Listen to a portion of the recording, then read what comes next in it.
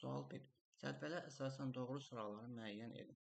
Coğrafiya elminin inkişafında rolu olan xalqlar və coğrafiyaçılar, yer kürəsi haqqında irəli sürülmüş fikirlər, yəni nəzəriyyələr. Oxuyaq görək indi. 1. Deməli gəlir burada Babillər. Yer ayrı-ayrı qatlardan ibarətdir. Bu doğru fikirdir. Baxın, bunu götürəcəyik burada. Bir də bu xalq demişdi ki, özləri mərkəzdə, digər xalqlar isə alt və üst qatlarda yerləşir. 2. Şumerlərdir. Şumerlər deyir, üfüqün 4 cəhəti mövcuddur. Dünyanın mərkəzini hara bilirdilər? Kiçik Asiya yarımadası. Bax, bu 2 də ona görə doğrudur. Hipparx nə demişdi? Yerin kürə şəklində olmasını iddia edirdi. Bu yanlış fikirdir, çünki bu Pifaqora aid fikirdir. Baxın, bunun üstünə xətt çəkin geçsin. Sonra nə deyib? İqlim Pifaqorda yazılıb ki, iqlimin Günəşin üfüqdə hündürlüyünə asılı olaraq dəyişməsini söyləmişdir. Bu fikir özünüz də bilirsiniz ki, Hipparxa məxsusdur, Pifaqora aid deyil. Eratosfeni oxuyaq görək. İlk coğrafiya xəritəsinin müəllifidir. Bir də kitabının. Bu doğru fikirdir. Bizdən də doğrular istəyir. Əbu Reyhan Əl-Biruni 3 dəfə dərəcə torundan istifadə etmişdir. Bu yanlış fikirdir. Çünki o qlobus düzəldibdir şərqdə ilk dəfə. Ancaq ilk dəfə dərəcə torundan Klavdi Ptolemy istifadə etmişdir. 1, 2, 5 uyğun gəldi. Baxın, burada C bəndi bizdə uyğun gələcək. Gəlin, indi keçək burada ikinci suala. İkinci sualda doğru olmayan sıraları müəyyən edin deyir. Qədim dövrdə Nikolay Kopernik veribdir. Bu ümumiyyətcə olmaz, yanlış bir fikirdir. Amma onun heliosentrik sistem nəzəriyyəsinin banisidir, doğrudur. Böyük coğrafi kəşflər dövründə Ptolemeyi vermişdir. O da səhvdir. Amma geosentrik sistem nəzəriyyəsinin banisi doğrudur. Bizdən də fikir verin. Doğru olmayan sıraları istəyir daha. Biz ona görə 1 və 2-ni götürək. İkisi də çünki doğru deyil. Baxırıq görək 1, 2 hansı variantda var? C bəndində uyğun gəlir. Deməli, cavabımız artıq çıxmağa başladı. Qədim dövr Xristofor Kolumb Amerikanı kəşf edib. Bax, elə bu da səhv idi. Onda olacaq Orta Əsrlər dövrü Marco Polo İpək yolu haqqında məlumat vermişdir. Elə bu doğru fikirdir. Bunun qarşısına biz üstəgəl qoyaq. Bu doğrudur. Sonra 4-də nə deyir? Müasir dövrdə James Cook dünya səyahəti etmişdir. Özü 3 dəfə edib. Bunu da doğru götürəcəyik. Üçüncü fikri də oxuyaq buradan. O da qalmasın. Deyir ki, Orta əsrlər dövrü Martin Bahayin yer alması adlanan qlobusu hazırlayıb. Bu da doğrudur. Yəni ki, Xristofor Kolumbun səyahətlərindən istifadə edibdir.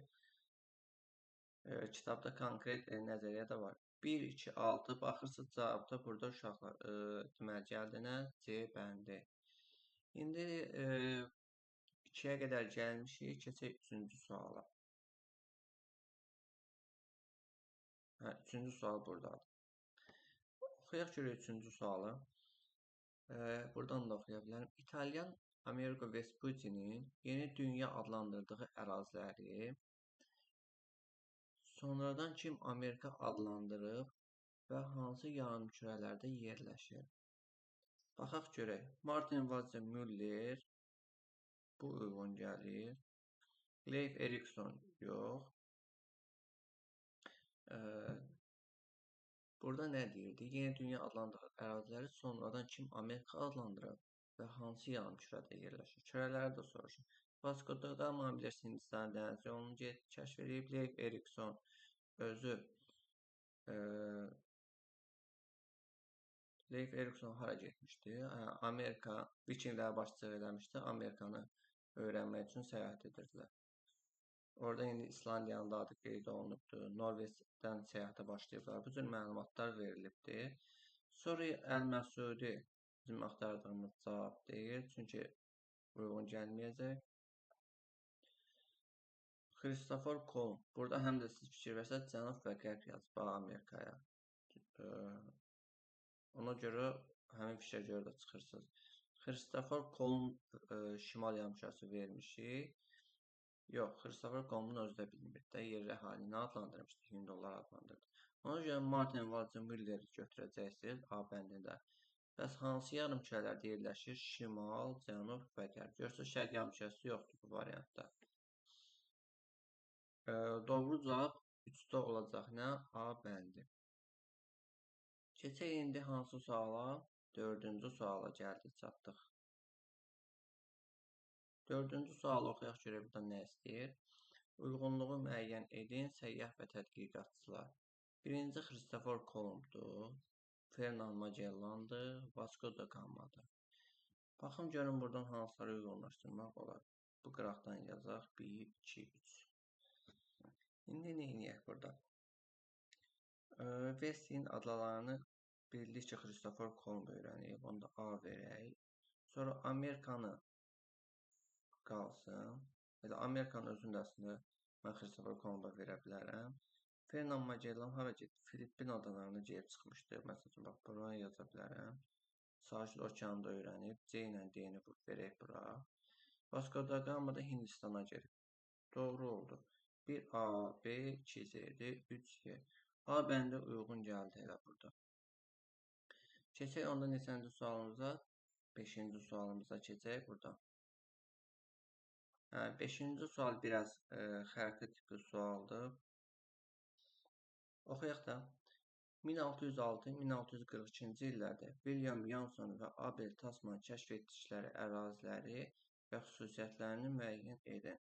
Bu ərazilər baxın, hara olacaq? Avstraliyanın, ya Avstraliya olmadı, ya da onun ətrafındakı nöqtələr. Baxın, burada 1 verib, 2 verib, bir də 3 verib. 1, 2, 3. Baxırıq cavab variantlarından hansılardadır? 1, 2, 3 aşağıda veribdir və ona aid xüsusiyyət. Oğlaq tropikindən cənubda yerləşir. Biz bilirik ki, şimalda nə idi? Xəzər tropikidir, cənubda da Oğlaq tropiki yerləşir. Sonra davam eləyək. Burada deməli cavabımız nə oldu indi? 5-ci sualda oldu, Y bəndi. 6-cı suala da baxaq. Xəritə sxemində hərflərlə göstərilmiş ərazilərə aid olan ümumi xüsusiyyətlər. Baxın, burada A, B, C hərfləri ilə veribdir, tən aşağıda. İndi qayıdaq fikirlərə. Ümumi xüsusiyyətləri istəyir. Böyük coğrafi kəşflər dövründə öyrənilir. Baxın, mən biri götürərdim, doğrudur. Sonra Alman təbiətşünası Alexander Humboldt iqlimşünası və bitki coğrafiyası haqqında məlumatlar doğrultulur. Düzdür, həmin ərazilərdən keçibdir. Challenger gəmisi okeanografiya elminin sürətli inkişafına səbəb olmuşdur. Bunu bir kənara qoyaq. Şimali və Cənubi Amerikada torpaq coğrafiyasının əsası qoyulmuşdur. Torpaq coğrafiyasını da qoyaq, çünki bu ruslar öyrənir, baxın. Vasili Vasilevski bu aid edir. Robert Piri coğrafi qütb. Bir saniyə. David Livingstone və Hindistan səfərlər eyni mərhələdədir. Bu ümumi xüsusiyyətlərdir. David Livingstone'dan Hindistan səfərlər eyni mərhələdədir. Bu nə bura aid deyil, Afrikanı öyrəniblər. Bu fikrə nəyə gətiriblər, bura bilmədim. Sonra baxaq görək. Robert Piri nə deyir? Şimal coğrafi qütbünə bu ərazilərdən keçərək getmişdir. Bunu doğru kimi götürəcək. Çünki digər fikirlər uyğun gəlmir. Mən buradan əslində baxın 6-nı çıxsam, bir də hansını? 4-ü. 4 və 6 çıxanda burada görək hansı fikir qalırdı? 1, 3, 5 qalırdı. Deməli 1, 3, 5 burada doğrudur.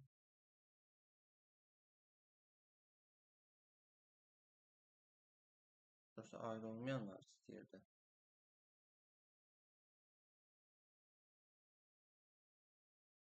Burada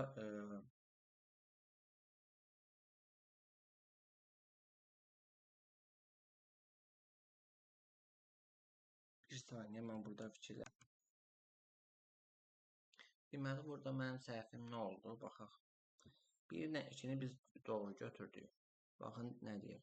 Böyük coğrafi kəşflər dövründə öyrənib, doğrudur. Alman təbiətşünası Alexander Humboldt iqlimşünaslıq və bitki coğrafiyası haqqında məlumatları topladı.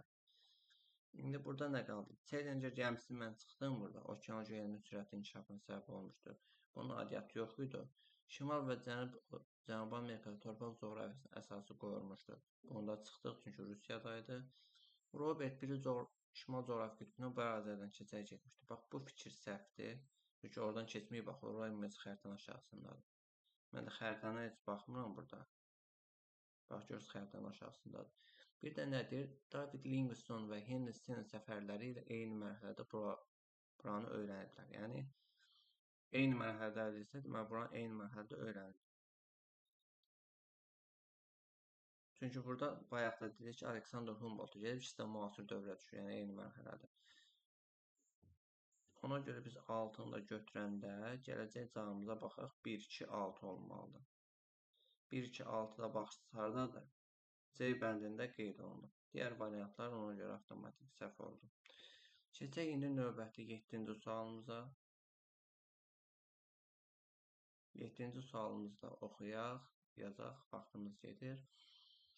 Uyğunluğu müəyyən edin. Azərbaycanda olmuş səyyahlar, əsərləri, tədqiq olunan ərazilər. Strabonu vermişik, Afanasi Lekedini, bu da olacaq Hacı Zeynalabdin Şirvani. Üç dəniz arxasına səyahət, Cənnət bağı səyahətləri, coğrafiya, Kəşfül Qaraib. Onda mən buradan Strabona versəm hansını? 1-ə verəcəm 3. D nədir? Kürarat çayları. 2-yə verərəm 3 dəniz arxasına səyahət. B-də Qafqazı öyrənibdir. Sonra nə var burada? 3-ə vermişəm Hacı Zeynalabdin Şirvani, 2-yə Cənnət bağları, İndoneziyanı öyrənmişdir. Bu fikirlər uyğun gəlir. Burada əslində çətin olursa Kür-Varaz çaylarını öyrənməsi olacaq. B-də deyir Qafqazı öyrənməsi, C-də də deyəcək İndoneziya. Amma burada Viktoriya şəhadəsinin əslində heç bir getmir. Ona görə rahat çıxacaq. Kəşfül Qaraib Bakıxanova aid idi, ona da çıxacaq. Elə biləcək ki, Qafqaz edir, Kür-Varaz çayı. Əslində hər ikisini də uyğunlaşdırmaq olardı. B və necə deyərlər, D-ni. Əgər yəni bu haqda məlumatımız olmasaydı, 7-də ona görə uyğun oldu B variantı. Keçək indi 8-ci suala. 8-də görək nə var burada. Uyğunluğu müəyyən edin, səbəb və nəticədir. Azərbaycanda coğrafiya dərsliklərinin inkişafının səbəbi. Bir də deyir nə? Azərbaycan coğrafiya dərsliklərinin inkişafının nəticəsi. Baxaq görək nə var burada. Müxtəlif adlar altında 18 dərslik və s. nəşr etdirilmişdir. Baxın, bu biri qeyd edirəm bura. Məşhur Azərbaycan kitabı yazılıb, bu iki aidiyyat yoxdur. Qəfur Rəşad Mirzəzadənin xidmətləri olmuşdur, deyir. Qəfur Rəşad Mirzəzadənin xidmətlərinə görə 3-də qoyuruq bura. Əkinçi qəzetində torpaq haqqında məlumat verilib, bu Həsən bəy Zardabiyə aiddir. Gülüstan İrəm əsəri Azərbaycanda coğrafiya elminin inkişafına təkan vermişdir. Bu da Bakıxanova aid olacaq. Çıxaq bunu da. Heç bizim axtardığımız fikir deyil. 1-3 baxırıq ki, burada A bəndində verilibdir. 1-3 verilibsə nə edək burada? 3-ü gətiririk nəticəyə, xidmətləri olmuşdur, yəni. Yox, birdədir inkişafın səbəbi, yəni alimin xidmətləri olmuşdur, bu səbəbdən inkişaf etmişdir. Nəticədə isə dərsliklər yaranmışdır. Biri də verdik, A bəndi doğru oldu. Davam edək, keçək 9-cu suala. Suallar həqiqətən artıq çətinləşməyə başlayıb. Deyir nə? Uyğunluğu müəyyən edir. Azərbaycanlı coğrafiyaçılar, Budaq Quralov, Hüseynov, Ənvər Şıxlinski, Əli Abbas Mədəzadə, Salih Rüstəmov. Görək bunlardan hansıları uyğunlaşdıra bilirik. Azərbaycan relyefini gətirib yazarıq biz burada. Hara? 1-ə verək A, 2, 3. Belə olanda görək nə edəcəyik? Ənvər Şıxlinskinin Əli Abbas Mədəzadə iqlimli gətirəcək bura 2-yə D-ni vuracaq. Salih Rüstəmov da Azərbaycan çaylarıdır. Sayılarını da gətirib 3-ə yerinə. İndi görək burada hansı variant qalanlarını uyğunlaşdırarıq. Yağıntıların paylanması verilibdir burada. Bu da iqlimə aiddir. Onda iqlimə aiddirsə, haradaydı bu? O fikirləşim, yağıntıların paylanması. Adamın diqqəti yayınırıq. 2-də B, bax, B ilə D-ni gətirmişəm artıq. 1A, 2B'dir. Burada bir dənə C fikir qalıbdır. C-ni görüm, hara yazmalıyım. Kür çayının xüsusiyyətləri. Bu C-ni də gətirib buraya yazaq. Gördünüz, A bəndə yarandı. Əslində bu da çətin testdir. Keçək 10-cu suala, 9-da bitirdik. Eyler-Venn diaqramının əsasının uyğunluğu müəyyən edir. Görək nə var burada. Coğrafiya elminin vəzifələrini yazmışam. Uyğunlaşdırmalıyam da bu vəzifələri. Müəyyən vaxtdan sonra baş verəcək. Tutaq ki, bura yazılır proqnoz. Bax, 1 yazdım. Harda nə yerləşir, necə yaşayır, necə inkişaf edir. Məsəl üçün, tutaq ki, bunu tapmadıq. Keçək sonra, harda nə tikilməlidir? O niyə bu qədər böyükdür? Buranın yerləşmir. Tutaq ki, 4-ə vermişdim nə? 1. 4-ə 1 verəndə, baxın, buradan artıq variant çıxmağa başlayır. 6-da nədir? Bu həftə ərzində hava necə olacaq? Görürsünüz, proqnoz yarandı. 6. 8 gələcək. Nəyə? 5-ə. Nail olmaq üçün nə etmək lazımdır? Doğrudur. İdarə edir. Sonra nə var burada? 2-yə baxaq görək. 2 görə uyğun gəlir. 2 ilə 5. Harda nə yerləşir, necə yaşayır, necə inkişaf edir? Qafqaz dağlarının coğrafi mövqeyi. 3-ə gəlməlidir. Bir də oxuyaq. Harda nə yerləşir? Düzdür, təsvir edir, necə yaşayır, necə inkişaf edir? Təsvirə uyğun var. 5-də nədir? Qafqaz dağlarının coğrafi mövqeyi. Düzdür, bunu da təsvir edir. İndi nə qaldı? 1 ilə 2. 4 deyir, 4. Nə harda tikilməlidir? Yeni obyektləri layihələşdir. 4-ü verdim bura. 2-yə baxaq da. 2. İzah edir. 3-dən 7 veribdir. Bu necə baş verir? Hə, baş verdiyi hadisəni izah edəsin. 7 yağıntının yağması, buxarlanmanın baş verməsini izah edir. Bu da uyğun gəldi. Görürsünüz, kodlaşdıranda hamısını uyğunlaşdırmaq olur. Deməli, burada olacaq nə? Cavabımız B bəndi. Keçək onda 10 dənə sual qurtardığımız üçün bu həftəyə bu qədər bəsir. Bu sualların davamı da var indi. Həftə ərzində çalışacağım 2 dəfə çəkib paylaşım videoları. Çünki sınaqlarda yazmağa daha çox vaxtımız gedir. İzlədiyiniz üçün təşəkkürlər. Əgər istəsəniz baxa bilərsiniz. Növbəti suallar da görək var. Hə, baxın 11-ci sualda var. Sınaqları yazdıqca burada paylaşacağım. Sağ olun.